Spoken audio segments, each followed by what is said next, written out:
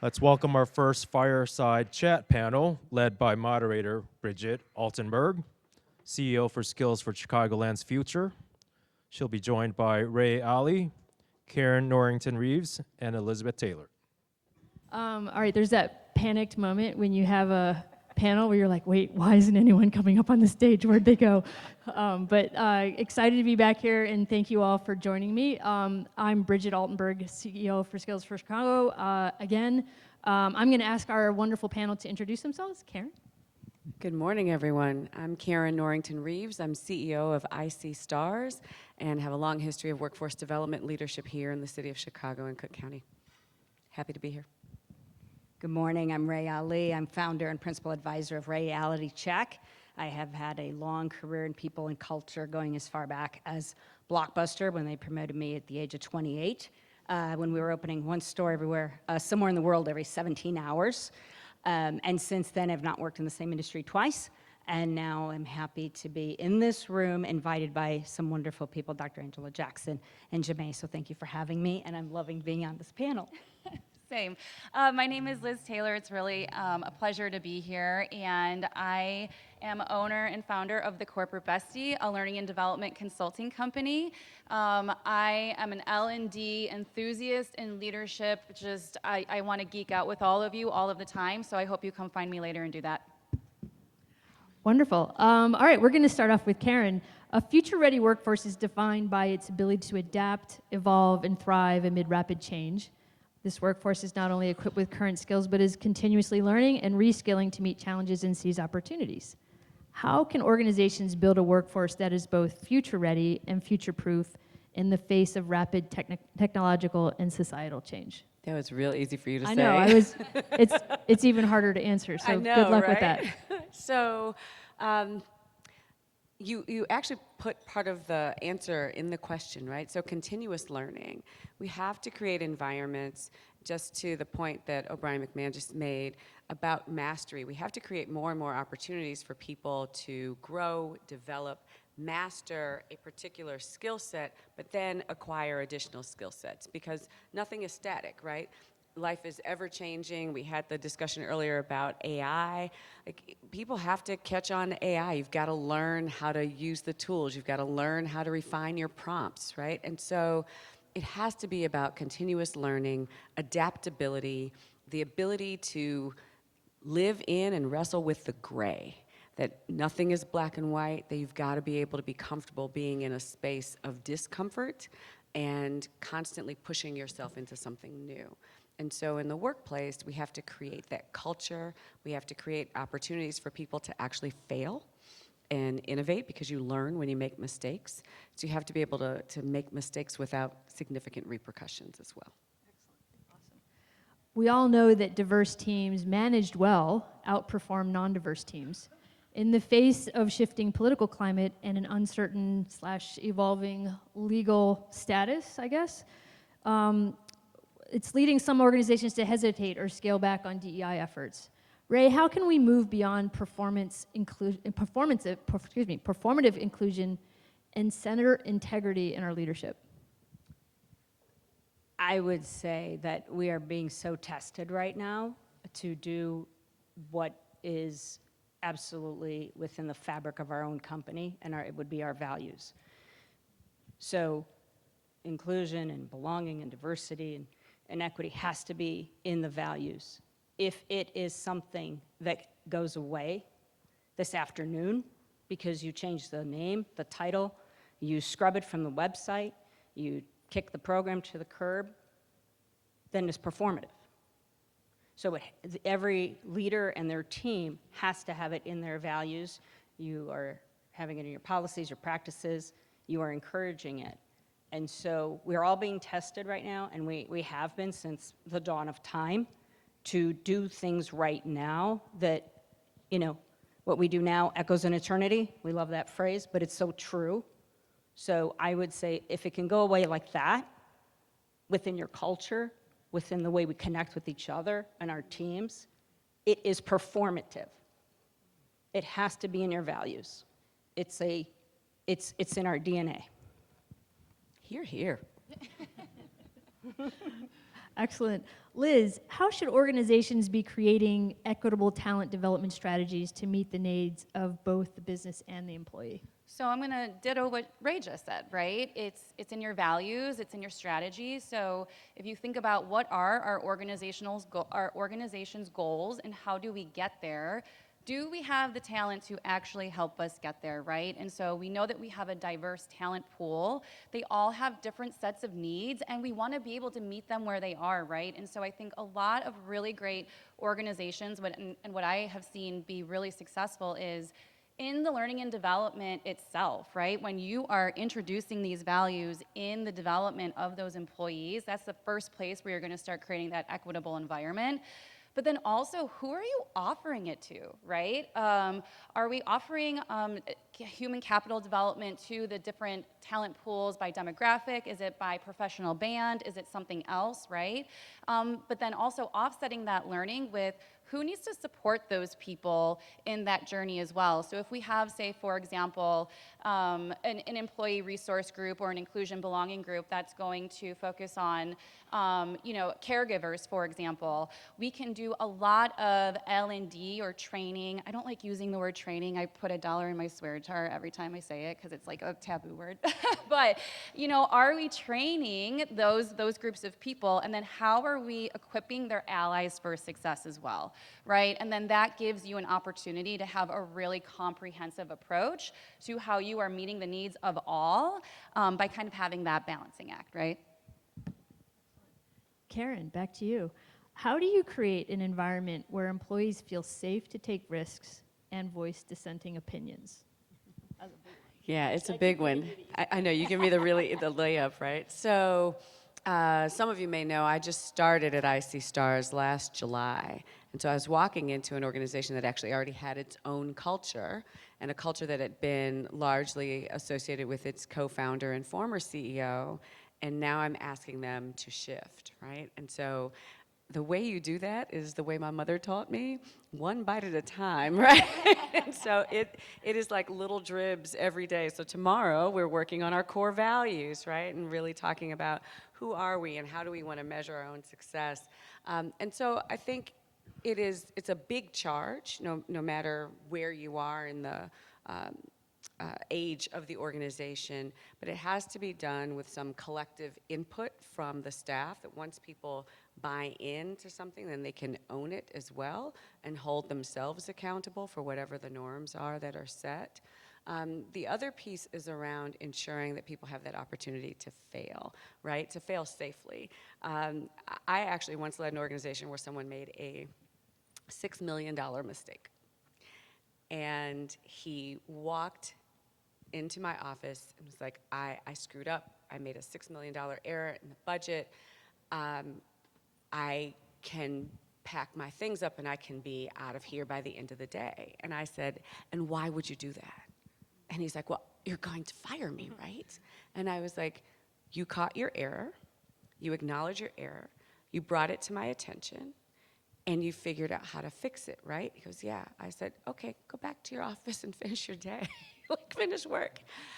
And it was huge. It was huge for him because he literally was shaking, right? And so we have to allow people to make mistakes and grow from them and make sure that those mistakes are truly learning experiences. Now look, I'm not talking about the person who makes a $6 million mistake every single day, right, or every month. But we have to create environments that allow people to be human at work. Fail up. Yeah, absolutely. I would also add that as leaders, I think that consistency is really important, right? Like Karen has a really great example, but if the next week somebody made a mistake and she chewed them out, then all of a sudden your culture isn't what you want it to be, right? So then now all of a sudden you've undone that whole psychological safety. And all of the research says people have to feel psychologically safe. And it's true of our children in school, right? It's true of us in the workplace. We as human beings have to feel like we're safe to make mistakes and to be who we are. Excellent. Absolutely. Ray, what are the biggest barriers to true belonging in organizations today? We're just getting really easy questions today. So. Right, I know, it's like, greatest barriers to belonging is that people think, oh, sorry, this is so heavy. The greatest barriers would be people think that with belonging, that's inclusion, right? Or inclusion is belonging. Well, there's a little overlap, but it does us no good if, for instance, Karen, who's meeting with her team, that she's going to be reviewing core values and thinking through what she wants to see be the fabric of the company and the DNA of the company. It does nobody any good if they've been included, they've been invited to the meeting, that's great. But now people do not have the psychological safety she referenced. They do not feel safe to speak up. They cannot be authentic and vulnerable, right? They don't feel like they belong. So sometimes this happens with certain leaderships. I see it with chief people officers and even chief marketing officers, even CFOs. They're invited to a meeting, and now they're almost told what's going to happen. And it's almost like now just go ahead, rubber stamp, or go through the checklist of what we need to do, a reorg, a downsizing, take the money out of the budget, whatever. Well, I don't feel like I belonged because Joe went to the bathroom with John, and in 20 minutes they came up with the next $50 million idea through fuzzy math, and now they're going to wrangle everybody so that we can make all this happen. That's not belonging. So belonging, I want to feel like I was included in this meeting. Yes, I'm at the table, but I am going to be able to speak up. I'm going to be safe to speak up. My ideas will be at least considered and or welcomed, right? That's the belonging piece, that I know I can even say something. I might disagree with you. You may disagree with me, but I don't feel like I'm not going to lose my job at the end of the day. So your example of the $6 million mistake permeates in so many ways, if I think about the culture in your organization, that I can fail up, to Elizabeth's point, and feel like I belong. We're not always agreeing, but I feel sure-footed in where I'm sitting, as long as I have this chief seat, as it were. Well, and if I can just add to that and Absolutely. make, so I came across a scenario just over the weekend where someone was telling me about how there was an email that went out to a client, and the thank you at the bottom did not have a space between thank you, and the executives flew off the handle about it, right? And you think about all of the things that I think Tom was just talking about with hourly workers as well. The psychological safety is a spectrum, and everyone suffers when it's not in place, whether you're that salaried employee or you're that hourly employee. At the end of the day, the one person who makes the difference is the boss, right? It is the person that can say, hey, it's okay that that happened, right? Let's try to do better next time, right? And I guarantee you that client, they're not thinking about it the next day. They don't care as much as the people who are hung up to, right? And so, already it's what time? I'm getting connection requests. It's 10:12, and in my 2 hours of being here, I'm already having thematic conversations in how effective leadership is so important, and creating equity and diversity is so important, and people feeling belonged, right? And so we have an accountability, and as being just corporate citizens or constituents of our organizations, to try and influence that in all of our programming. And I guess kind of going back to my question one, right? It's really being intentional and thoughtful about how we do that, right? Yeah. It so pains me to hear that someone was berated over a space. How many of us are typing on our phones and make those, I have a friend who actually in their signature message, it just says something like, forgive any errors, I have fat thumbs, right? Right? We make mistakes all the time. The other piece to the leadership is, I don't accept private apologies for public affronts, nor do I give private apologies for public affronts. If I screw up in the moment, I apologize in that moment in front of the staff. It's important to humanize leadership and for people to recognize that it's okay to make mistakes, acknowledge it, confront it, right? Yeah. Yeah, that's awesome. It's so funny when people hear you make apologies and be, I made a mistake, and they're not used to that culture, and they're like, no, it's okay. This is why you made the mistake. I'm like, look, dude, I don't You should apologize for me. I got a big enough ego. It's gonna be fine. Let me make this mistake. It's okay. But I think it also is a lesson for your junior employees that are moving into management positions for the first time, seeing that and knowing that helping them understand that their people are looking at them all the time. And even, when they do something like yell at somebody for a thank you, and they think that they're just talking to one person, that's going to permeate your team, and it's going to set your culture back if you're not being deliberate about how you're acting and sort of living with your values.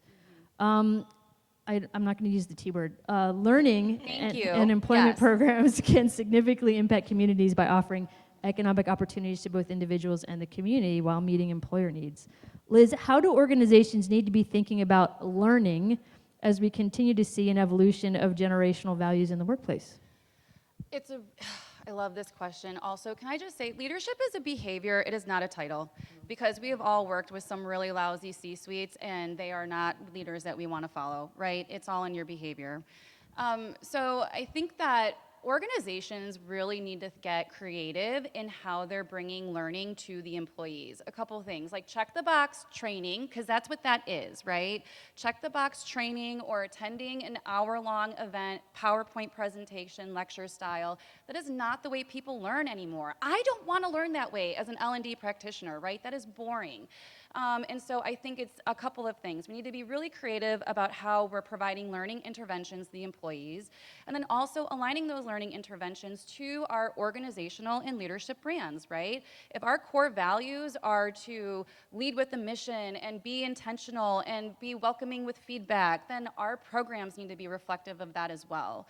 And then the community component, right? I think that we need to be really cognizant of what does recognition look like when our employees are demonstrating their values and beliefs, they are developing, and what do they do when they turn that into an impact for the community, right? And so I know a lot of organizations have some core philanthropic groups that they will partner with, and so being really thoughtful about how do we create even development opportunities for people who want to grow in the company, but maybe I don't have a space right now, but there's something over here that you can really make an impact in, right? And that gives visibility and all kinds of authority, all of the things, right? And so I think, we just need to start thinking a little bit more outside of the box when it comes to what development looks like. It's okay to be unconventional, and that's what I love talking about with my clients. Rae, how do you ensure that digital transformation efforts are inclusive and accessible to all employees, regardless of their starting skill levels? I'm a big proponent of asking people.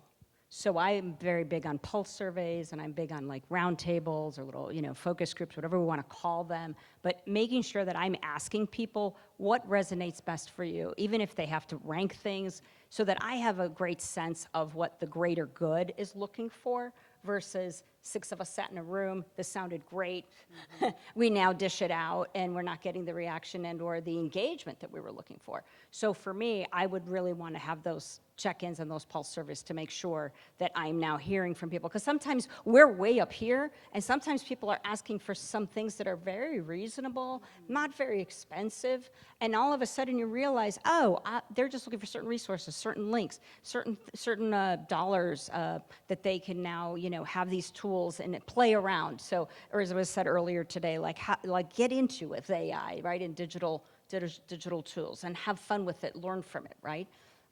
That's my approach on that. We have about a minute and a half left, and I don't know if we're going to do Q&A after. I know there's a little bit more time on the schedule, but we have a minute and a half left according to the timer. So you guys have 30 seconds each, so think about your answer. You have given us all a lot to think about today. What is your one ask for our audience as they spend the next 2 days here in Chicago? How many of you are native Chicagoans? Woohoo. Okay, so for all the people who are non-native, go explore Michigan Avenue. There are really cool things to do in our city. It's pretty awesome. That is my ask. And my give is go to the Bean. I just want you to go to the Bean and stop and look up and just take a beat and just remember how small we are in the grand scheme of life. Great. It's a weird thing, but just go do it. It'll be fun. It's also called CloudGate. I don't know if it's called the Bean if you look at That's it its Google name. Maps. Does it? Okay, it says Yeah, the that's Bean. its Okay. name. Yeah. CloudGate is the But it's the original name, Bean. but we all call just it the like Bean. Sears Tower. Yeah. It's the Sears Tower. That's Yeah. right. Uh-huh. That's right. Yeah. It looks like a kidney bean. That's right, yeah. Ray? Yeah, right. And it's still Comiskey Park. Anyway. Yes. Yes. My ask is that you go back and that you have this question with any leader and that they would ask their team. Is there anything we are doing? Is there anything that we have in place, practice, or the way we act behaviorally that makes people on the team not feel included? Is there anything we are doing that makes people not feel included? And then listen, shut up, do not be offended, do not defend. Listen. So listening is leadership. So go back and see, how are we listening as leaders? Listening is leadership. That's my ask. Love that. I have 19, or just a couple seconds, I think, right? Yeah, okay. So my ask is to commit to just one, commit to just one thing that you are going to take action on or do differently or have a conversation with someone in your business about what you learn over the next day and a half. If you can commit to just one thing, statistically speaking, we're going to move mountains in this room, okay? So please do that. That's my ask. My give is come find me, and if you have something that you are trying to promote, you want me to help lift up in some way, I'm happy to do that. I am a LinkedIn nerd, okay? So if you have something that you want to socialize or you just want to bounce ideas off of, like, that's what I'm here for. I love, like, just lifting others, and so I'd be happy to do that for whatever it is that you need. Karen wants a redo. I just want to do something real. Assess your core values. Are your core values truly the values of the organization? Because if your organization has grown, your values have likely grown as well. And are your values measurable? Can you actually evaluate your staff's performance and measure against your core values? Because if you can't, they're not really core values. But you really should see the Bean, especially between 5:06 and 5:12, was it, when the sun's going to come out? So definitely head over there between 5:06 and 5:12. I'm told that the sun will be out, and you should definitely go check out the Bean. Thank you, Brian, for that. Thank you to Karen, Ray, and Liz. Phenomenal. Thank you for all you've given today, and thank you, everyone, for your attention. Thank you.